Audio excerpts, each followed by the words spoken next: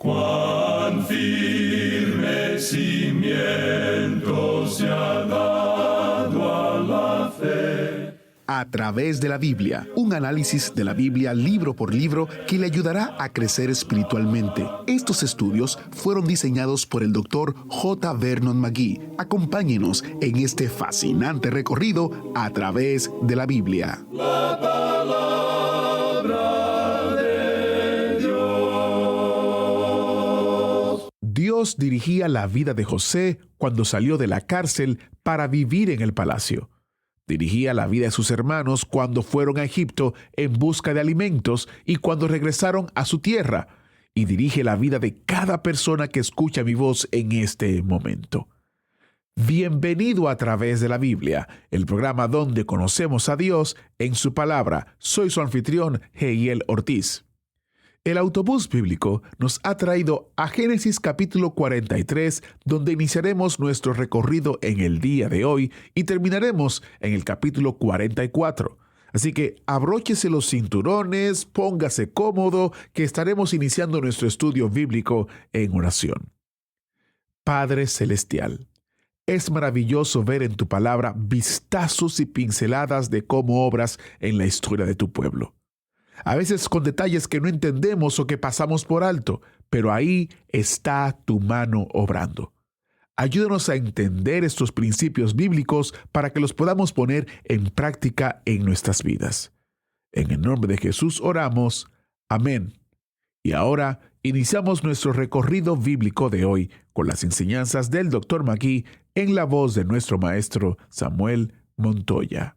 Comenzamos nuestro estudio hoy del capítulo 43 del libro de Génesis. Y en este capítulo notamos que debido a la gravedad del hambre, los hijos de Jacob se ven obligados a regresar a Egipto, acompañados en esta ocasión por su hermano menor, Benjamín. Y una vez en Egipto, tienen una audiencia otra vez con José y le presentan a Benjamín. Ahora José aún no se da a conocer a sus hermanos. Lo que les impulsa a viajar a Egipto de nuevo es, como dijimos, la gravedad del hambre.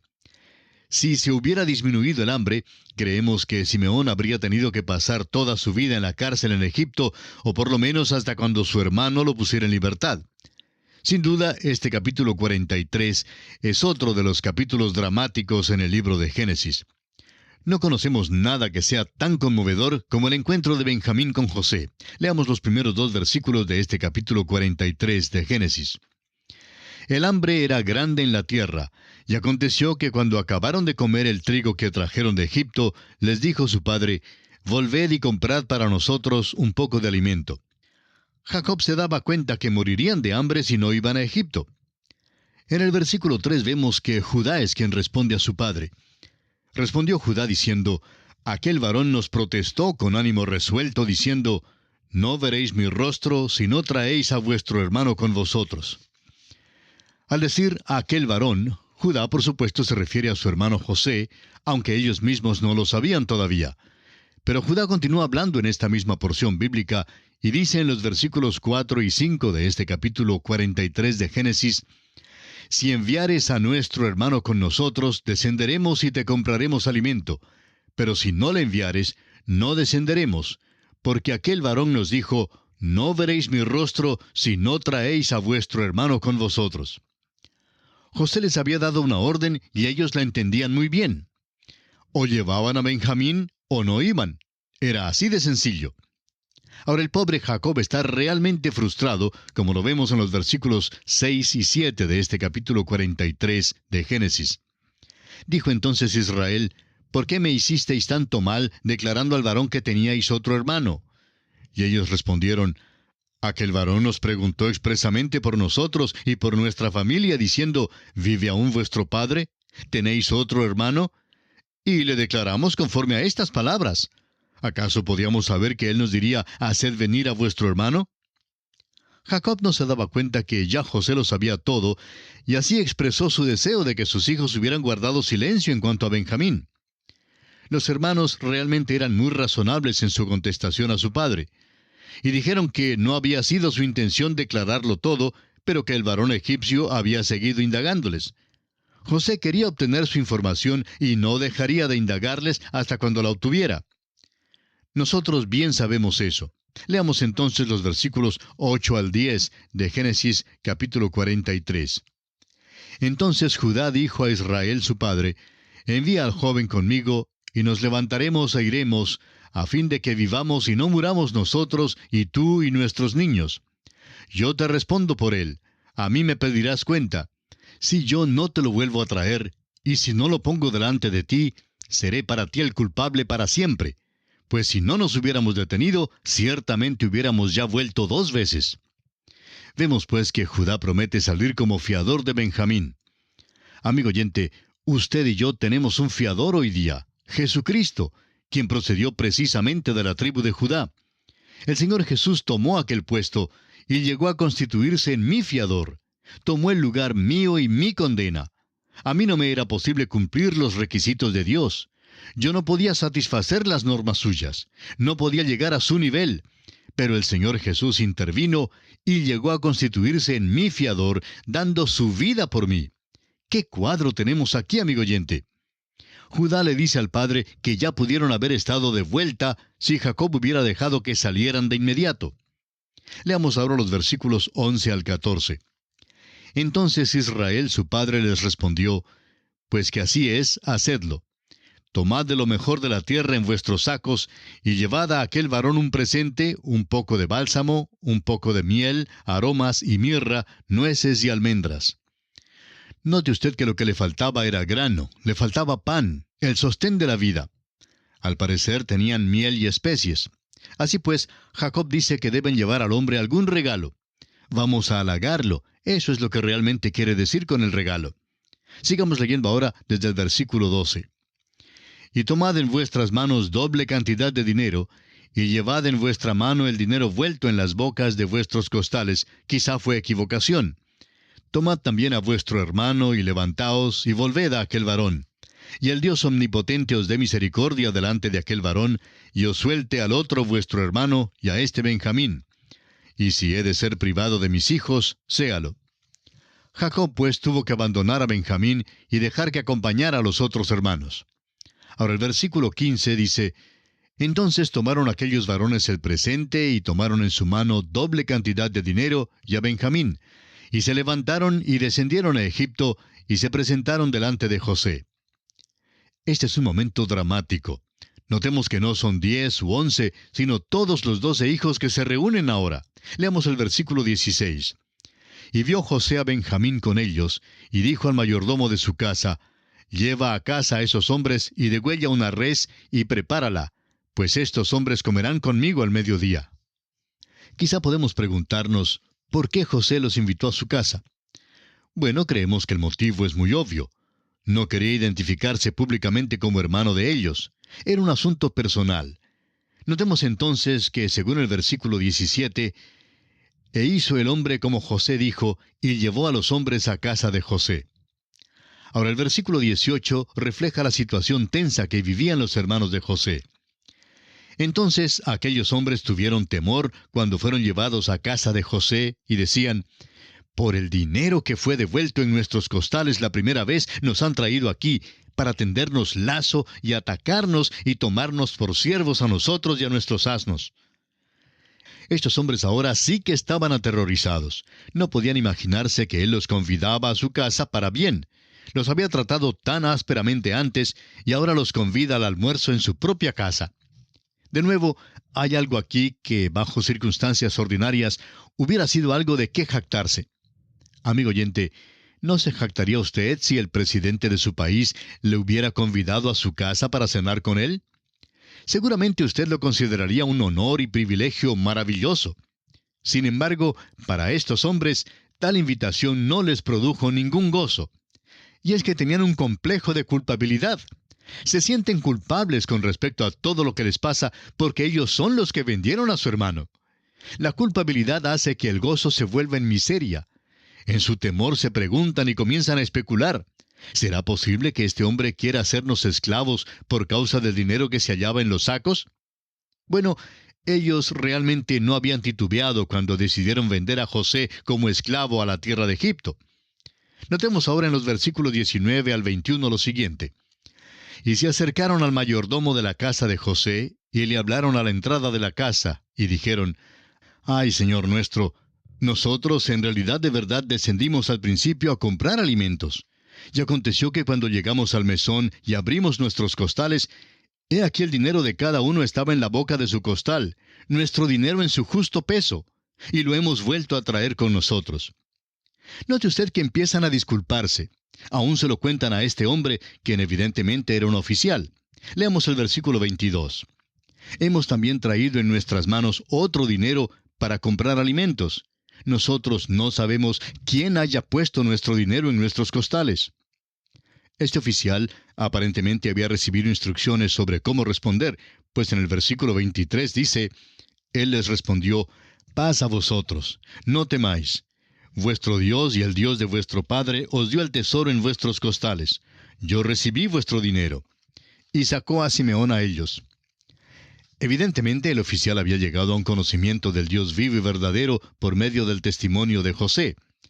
Creemos que José le había dado a conocer su secreto, por lo menos en forma parcial.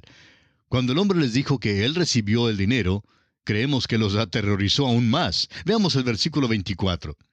«Y llevó aquel varón a los hombres a casa de José, y les dio agua, y lavaron sus pies, y dio de comer a sus asnos». Vemos aquí de nuevo la costumbre de lavar los pies. La vimos ya en la vida de Abraham y luego en la ciudad de Sodoma. Era la costumbre de aquel entonces. Ahora los versículos 25 y 26 de Génesis capítulo 43 dicen, «Y ellos prepararon el presente, entre tanto que venía José a mediodía, porque habían oído que allí habrían de comer pan. Y vino José a casa, y ellos le trajeron el presente que tenían en su mano dentro de la casa, y se inclinaron ante él hasta la tierra». Una vez más se inclinaron ante José y le trajeron el regalo. Recuerde usted que su padre les había dicho que llevaran un regalo a este hombre. Pero aquí los vemos inclinándose hasta la tierra. Eso, una vez más, es el cumplimiento de la profecía. Los sueños de José se están cumpliendo. Ahora veamos los versículos 27 y 28. «Entonces les preguntó José cómo estaban, y dijo, ¿Vuestro padre, el anciano que dijisteis, lo pasa bien? ¿Vive todavía? Y ellos respondieron, Bien va a tu siervo nuestro padre, aún vive. Y se inclinaron e hicieron reverencia». Vea usted este drama, amigo oyente. José sin duda está sentado en un lugar elevado, un lugar de eminencia. Estos hombres se inclinan ante él. Al levantarse ellos, José los mira frente a frente, y ellos a su vez lo miran a él. Les pregunta por el padre si aún vive y cómo le va a él. Es que José tiene mucho interés en esta respuesta porque también es su propio padre. Sus hermanos le contestan que su padre vive y que está muy bien, y luego se inclinan una vez más. ¿No le gustaría a usted tener una foto de esto? Ahora Benjamín está con ellos y también se inclina. El sueño predijo que todos se inclinarían. Leamos ahora los versículos 29 y 30 de Génesis 43. «Y alzando José sus ojos, vio a Benjamín su hermano, hijo de su madre, y dijo, ¿Es este vuestro hermano menor de quien me hablasteis? Y dijo, Dios tenga misericordia de ti, hijo mío. Entonces José se apresuró, porque se conmovieron sus entrañas a causa de su hermano, y buscó dónde llorar, y entró en su cámara y lloró allí». Este es el momento en que se encuentra con su hermano verdadero, hijo de su propia madre, y José no aguantó más, y al verlo se conmovió su corazón. Pidió disculpas para dejarlos un momento. Quizás se excusó diciendo que alguien le estaba llamando por teléfono, o bueno, lo que fuera la excusa de la cual se sirvió aquel día, pero lo cierto del caso es que salió del cuarto tan pronto como le fue posible. Entró en su cámara y lloró allí. Nunca jamás había pensado ver a sus hermanos, mucho menos a su hermano Benjamín. José seguramente ha cumplido más de 40 años. Benjamín es el menor, pero ya es un hombre joven. Sin duda, el hambre estaba llegando a su fin. Y podemos asumir que unos años han pasado desde la primera visita a Egipto de los hermanos. Por tanto, José se agobia de emoción y entra pues en su cámara y llora. El versículo 31 dice, «Y lavó su rostro y salió y se contuvo, y dijo, Poned pan». Este es un cuadro maravilloso de algo que todavía se ha de cumplir. Esperamos que usted lo vea. El profeta Zacarías nos dice que algún día Jesucristo se dará a conocer a sus hermanos. Le van a preguntar acerca de las señales de los clavos en sus manos y de su herida en el costado, y les dirá en aquel día que las recibió en casa de sus amigos. Luego le conocerán y le reconocerán. Luego ellos llorarán. Él es quien ha provisto la salvación para ellos. Él es quien les ha provisto la redención. Eso tendrá lugar cuando el Señor Jesús venga de nuevo a la tierra. Se revelará a sus hermanos, la nación de Israel. Habrá un remanente que le conocerá. Habrá también muchos que no creyeron en Él cuando vino por primera vez, pero que entonces le reconocerán como su Mesías prometido. Recuerde usted que los hermanos de José fueron los mismos que lo entregaron a la esclavitud. Lo vendieron, se desprendieron de él. Ahora se dará a conocer a sus hermanos. Algún día el Señor Jesucristo también hará eso. Amigo cristiano que nos escucha, usted debe cuidarse mucho del antisemitismo. No importa cuán ciega haya sido la nación de Israel, ni importa lo que se señale hoy en día, ni que no siempre nos causen la mejor impresión. La verdad queda todavía y tenemos que reconocerla de que son los hermanos de nuestro Señor Jesucristo. Y vendrá el día cuando Él se dará a conocer a ellos. Leamos ahora el versículo 32. Y pusieron para Él aparte y separadamente para ellos, y aparte para los egipcios que con Él comían, porque los egipcios no pueden comer pan con los hebreos, lo cual es abominación a los egipcios. José regresó y ordenó que sirvieran la comida. Era un almuerzo extraordinario. Los hermanos debieron haberse fijado en algunas cosas con respecto a esa comida, aunque estaban tan atemorizados. José no comió con los egipcios comieron aparte. José estaba separado de ellos. Los hermanos pudieron haber pensado que lo hacía simplemente porque José era de alto rango. Y ahora leamos los versículos 33 y 34, versículos finales del capítulo 43 de Génesis, que dicen: Y se sentaron delante de él, el mayor conforme a su primogenitura, y el menor conforme a su menor edad. Y estaban aquellos hombres atónitos, mirándose el uno al otro. Y José tomó viandas de delante de sí para ellos, mas la porción de Benjamín era 5 veces mayor que cualquiera de la de ellos. Y bebieron y se alegraron con él. Note usted que los sentó en orden cronológico según sus edades. José puso tal vez tarjetas en la mesa y sentó a Rubén en su lugar propio, sentó también a Benjamín en su propio lugar. Todos los hermanos se sentaron en su debido orden, y se quedaron atónitos, preguntándose cómo era que él podía saber todo eso. Pero todavía no sospechaban nada en cuanto a quién era él, porque están cegados.